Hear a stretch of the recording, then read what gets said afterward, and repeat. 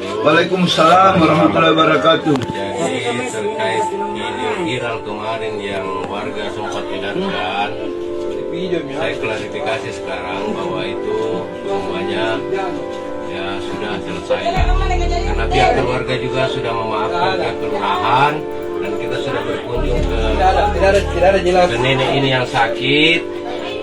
Kita arahkan ke rumah sakit tapi katanya memang rumah sakit sudah tolak karena umur mungkin. Jadi kami mewakili teman-teman di kelurahan mohon maaf kepada keluarga Pak ya. Kalau ada pelayanan kami kemarin yang kurang bagus. Jadi mungkin video itu ya bisa ditarik lah atau dihapus sebelum berkembang terlalu jauh Pak ya.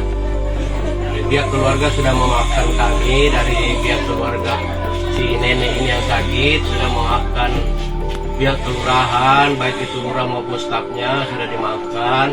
Perbaiki bawahannya juga. Ya, Salah. Kelurahan Maricai Baru akan baik lagi Pak. Dan kelurahan Maricai Baru ke depannya insya Allah akan lebih bagus. Terkait mungkin bantuan ya kita yang sebenarnya layak mendapatkan dan harus mendapatkan bantuan.